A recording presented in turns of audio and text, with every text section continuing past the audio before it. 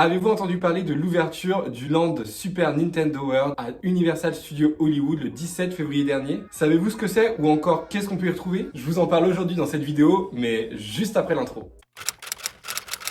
Donc en effet, c'est à Universal Studios Hollywood sur les hauteurs de Los Angeles que l'univers de Super Mario Bros s'est installé dans le land Super Nintendo World. Ce n'est d'ailleurs pas le premier parc à accueillir cette zone puisque c'est à Universal Studios au Japon, à Osaka, que la zone Nintendo a été accueillie pour la toute première fois au monde. Mais donc qu'est-ce que c'est? Qu'est-ce qu'on peut y trouver? De quoi veux-tu nous parler aujourd'hui, Tom? Eh bien, je vous explique tout dans cette vidéo, mais juste avant, je vous invite à vous abonner à la chaîne pour ne louper aucune des prochaines vidéos sur les parcs d'attractions, mais bien plus encore. Alors, Super Nintendo World, c'est une zone thématique dans un parc d'attractions sur l'univers de Super Mario Bros, comme je vous l'annonçais en début de vidéo. Donc cette zone est composée majoritairement de restaurants et de boutiques, mais également de l'incroyable et unique attraction de la zone, Mario Kart Bowser Challenge. Donc comme son nom l'indique, l'attraction est inspirée du célèbre jeu Mario Kart qui va permettre aux visiteurs de découvrir de nombreux lieux qui sont iconiques et célèbres dans ce jeu. Alors tout commence par une file d'attente, évidemment, où vous êtes invité à visiter le château de Bowser. À partir de ce moment-là, vous allez pouvoir traverser différents couloirs et pièces du château qui ont toutes et tous des références à l'univers du jeu. Donc parmi ces références, vous allez retrouver les différents trophées des nombreuses courses incontournables du jeu ou encore les différents objets qu'on peut lancer à nos adversaires pour les ralentir. Ensuite, on vous donnera une casquette Mario Bros. Cette casquette va vous servir tout au long de l'attraction puisqu'une fois installée dans votre véhicule de course, vous pourrez installer vos lunettes de réalité augmentée sur la casquette pour vivre l'attraction dans sa version optimale. Donc en effet, l'attraction est en réalité augmentée. Donc vous avez à la fois un parcours scénique appelé Dark Ride avec des décors réels. Vous allez passer dans différents lieux et décors incontournables du jeu Mario Kart, comme le circuit de l'arc-en-ciel. Et à cela va s'ajouter toute la partie réalité augmentée que vous allez avoir grâce à vos lunettes sur votre casquette. Et c'est grâce à ces lunettes que vous allez pouvoir par exemple lancer des objets sur vos adversaires, récolter des pièces et bien sûr gagner la course. Donc voici une petite explication de cette attraction. Je vais vous mettre juste ensuite une vidéo officielle du land avec les différentes activités que vous allez pouvoir retrouver dans cette zone. Et je vous mets également en barre d'infos le lien d'une vidéo où vous allez pouvoir vivre l'attraction à 100%. Donc vous pouvez voir cette vidéo juste après celle-ci.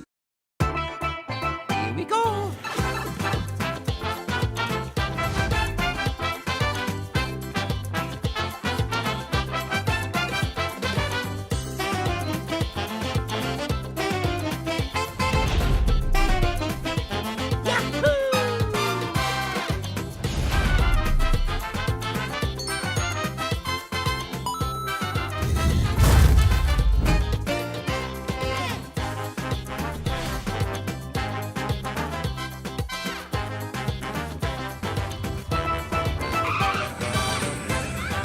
Hey, hello, oui.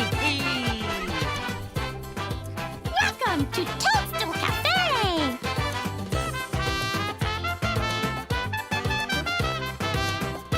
Let's go!